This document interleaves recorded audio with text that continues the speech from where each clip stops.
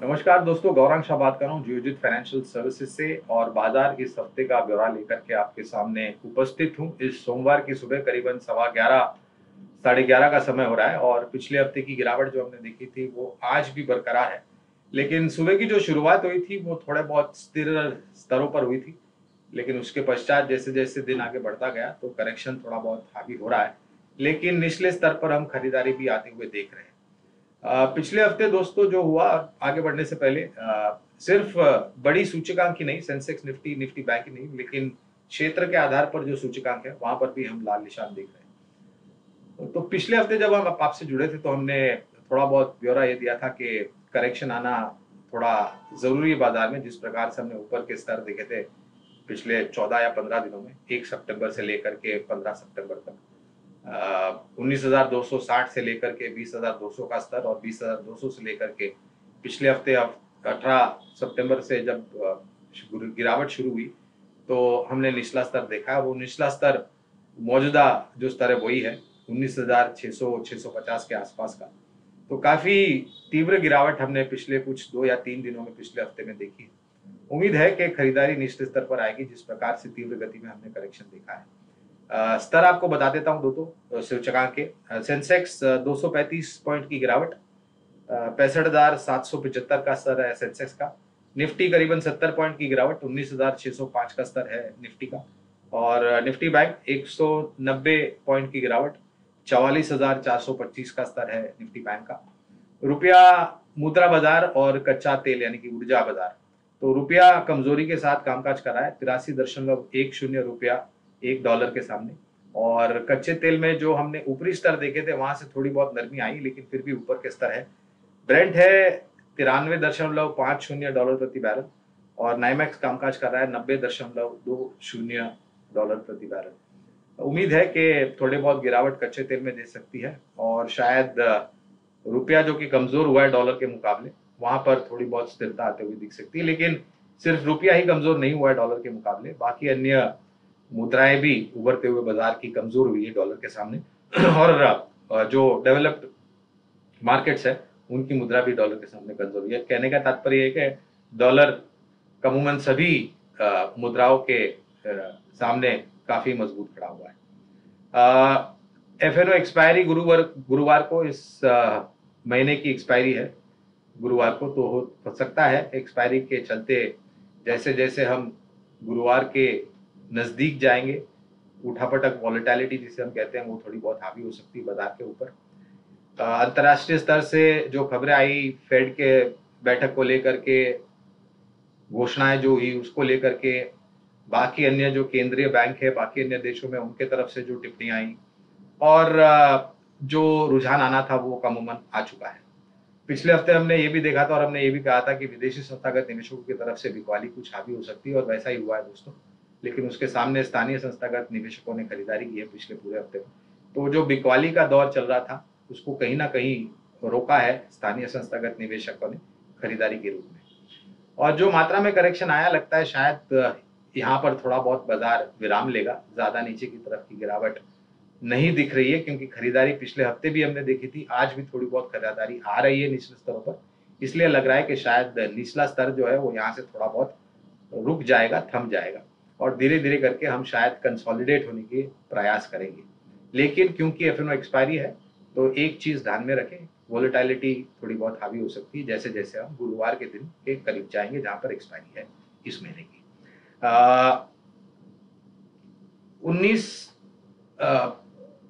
1 सितंबर को, माफ कीजिएगा, जो स्तर था वो था 19,260 का।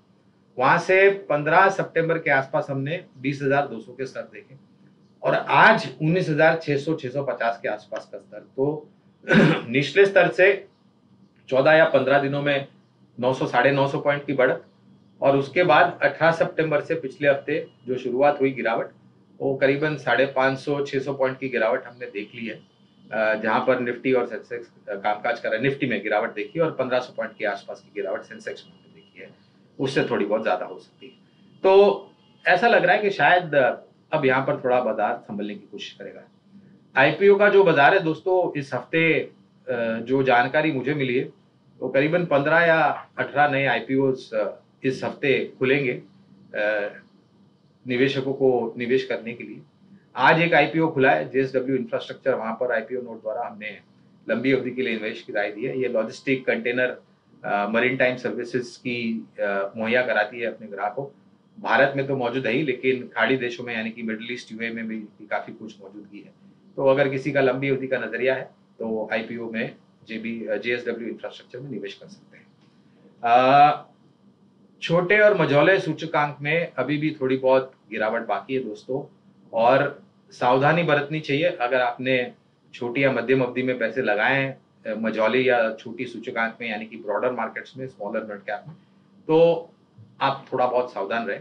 पर ऐसा भी नहीं है दोस्तों कि किसी भी ब्रॉडर मार्केट्स की कंपनी में यानी कि छोटी या मझौली कंपनी में आपने निवेश किया और ये आप अनुमान लगा के चले कि आपको शानदार मुनाफा हो सकता है, क्योंकि मूल्यांकन को लेकर के अब थोड़े बहुत प्रश्न चिन्ह अब भी उठ रहे हैं और पहले भी उठे थे जब ये तीव्र गिरावट हमने मिड और स्मॉल कैप में देखी थी। तो थोड़ा बहुत सावधान रहे। क्षेत्र के आधार पर, कंपनी के आधार पर आप निवेश करें न कि ये सोच के कि सब कुछ चल रहा है तो सब कुछ आपको मुनाफा कमा के देगा in mid and small cap. ऐसा नहीं होता दोस्तों, थोड़ी बहुत सावधानी बरतनी जरूरी है।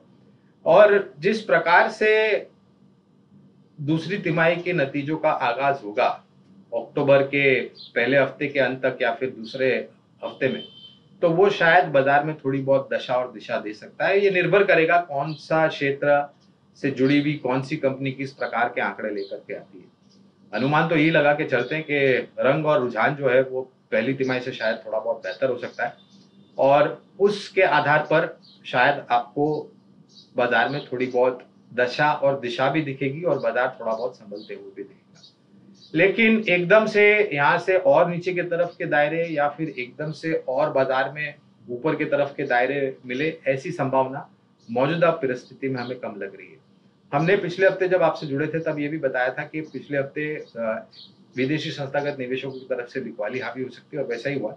लेकिन पूरा हफ्ता जो बीता तो बिकवाली के आंकड़े आए एफआईएस की तरफ से, और दूसरी तरफ घरेलू संस्थागत निवेशक यानी कि डोमेस्टिक इंस्टीट्यूशनल इन्वेस्टर्स, जिसे हम डीआईआईस कहते हैं, उनके तरफ से खरीदारी आते हुए दिखी, और इसके लिए जो और नीचे जाना था वो स्तर थोड़ा संभल गया। उम्मीद करते हैं इस प्रकार की खरीदारी अगर और हावी होती है बिकवाली एफआईएस की तरफ से, तो डोमेस्टिक इंस्टीट्यूशन शायद खरीदारी करने आ जाएंगे।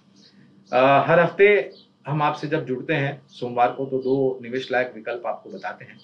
आज 2 विकल्प लेकर के आए हैं। पहला है एफएमसीजी क्षेत्र की company Godrej consumer products limited. ये कंपनी काफी प्रसिद्ध है अपने प्रोडक्ट्स को लेकर के, पावर ब्रांड्स को लेकर के, और एक बहुत ही सक्षम और मजबूत कॉर्पोरेट हाउस के तरफ से ये कंपनी आती है।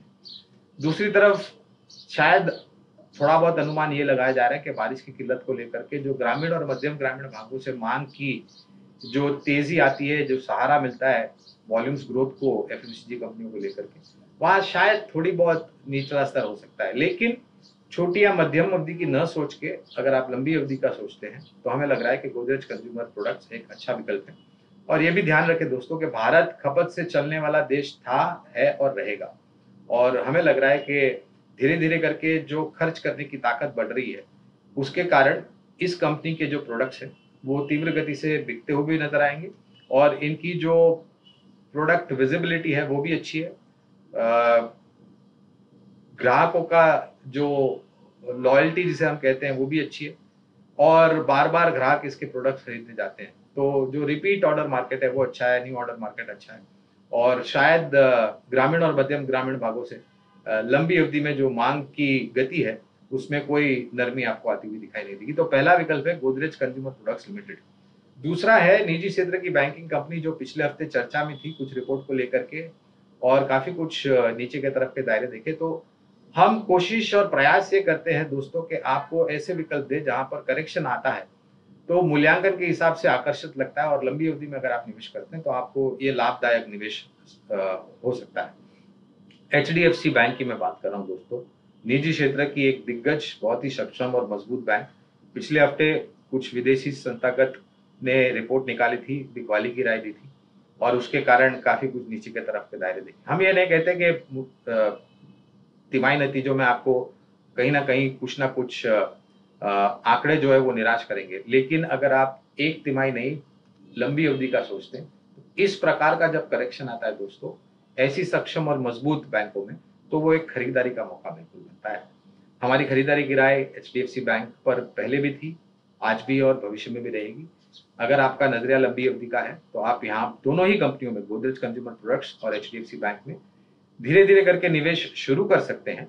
और जैसे आपको गिरावट मिलती है तो आप अपना निवेश उसी गति से धीरे धीरे करके और बढ़ा सकते हैं। लेकिन याद रखें दोस्तों, ये दोनों ही विकल्प बुनियादी तर्क के आधार पर लंबी अवधि के लिए हम दे रहे हैं, तो इसके लिए जरूरी होगा कि आपके पास पर्याप्त समय हो, साल, 1.5 साल या उससे ज्यादा, जिससे अगर आप यहाँ पर निवेश करते हैं तो आपके निवेश के ऊपर एक बहुत ही अच्छा मुनाफा आपको मिले निवेश करने के पश्चात। याद रखें, ये लंबी अवधि के लिए है, इसलिए लॉन्ग टर्म टाइम होराइजन होना बहुत जरूरी है। हमारी बात शांतिपूर्वक सुनने के लिए आप सभी का बहुत बहुत धन्यवाद। अगले हफ्ते आप लोगों से फिर से मुलाकात होगी, तब तक के लिए मुझे आज्ञा दीजिए। धन्यवाद।